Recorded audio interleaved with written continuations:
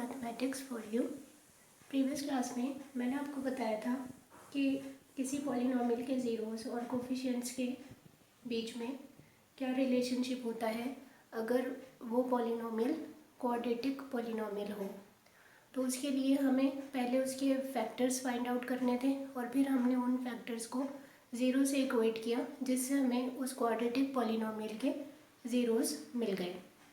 अब मैं आपको बताऊंगी कि किस तरह उन ज़ीरोज़ को यूज़ करके हम क्वाड्रेटिक इक्वेशन फॉर्म कर सकते हैं। तो एक क्वाड्रेटिक पॉलिनॉमियल की जो जनरल फॉर्म होती है वो होती है ax² plus bx plus c where a is not equal to 0।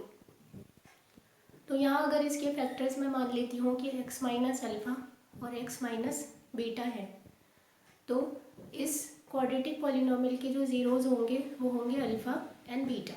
आप इसे क्वाड्रेटिक इक्वेशन से जो मैंने कल आपको क्लास में बताया था उस पॉलिनॉमियल से इसे कंपेयर कर सकते हैं।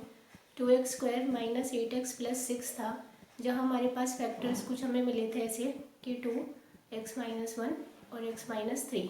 तो जब इन फैक्टर्स को मैंने ज़ीरो के इक्वल रखा तो मुझे ज़ीरोज़ मिले थे 1 एंड 3।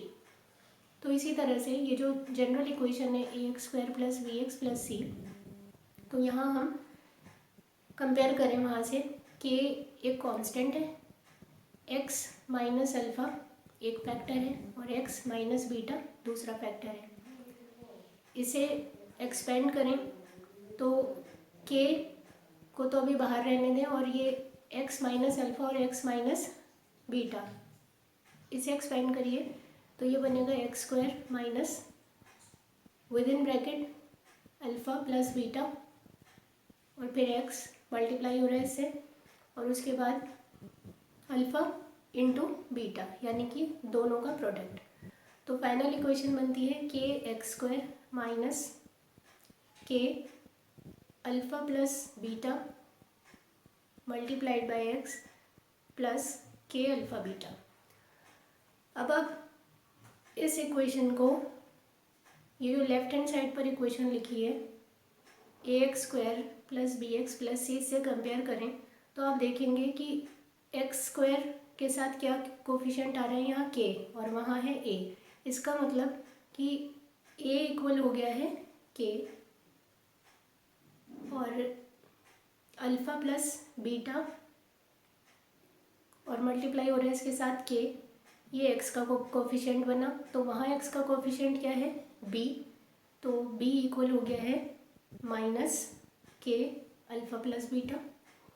और फिर आप देखें कांस्टेंट टर्म क्या आ रही है k अल्फ़ा बीटा, तो c क्या हो गया हमारा k अल्फ़ा बीटा। अब यहाँ से आप देखें b की वैल्यू आई है हमारे पास minus k alpha plus beta. तो अगर मुझे अल्फ़ा प्लस बीटा की वैल्यू लेनी है तो मैं a को दूसरी साइड ले जाती हूँ, यानी कि a किसके इक्वल है उधर k, तो k को दूसरी साइड ले गए तो हम a से रिप्लेस कर सकते हैं, तो वैल्यू मिलती है हमें माइनस b अपॉन ए। इसी तरह अल्फ़ा प्लस बीटा की वैल्यू चाहिए तो ये देखें आप, ये c equal to k alpha beta की वैल्यू चाहिए तो c अपॉन k आएगा और k को मैंने रिप्लेस कर दिया है a से क्योंकि a is equal to k आया है। तो इस तरह से हमने देखा कि अल्फ़ा बीटा अगर दो ज़ीरोज़ हैं किसी क्वाड्रेटिक पॉलिनॉमियल के तो उन दोनों का सम इक्वल आता है माइनस b अपॉन ए के और प्रोडक्ट इक्वल आता है c अपॉन ए के। अब ये जो सम था ये मैंने आपको कल बताया था, ये बनता है minus coefficient of x upon coefficient of x²। और इसी तरह से ये जो प्रोडक्ट है, प्रोडक्ट ऑफ ज़ीरोज़ है, ये बनता है इक्वल कांस्टेंट टर्म के अपॉन कोफिशिएंट ऑफ x²।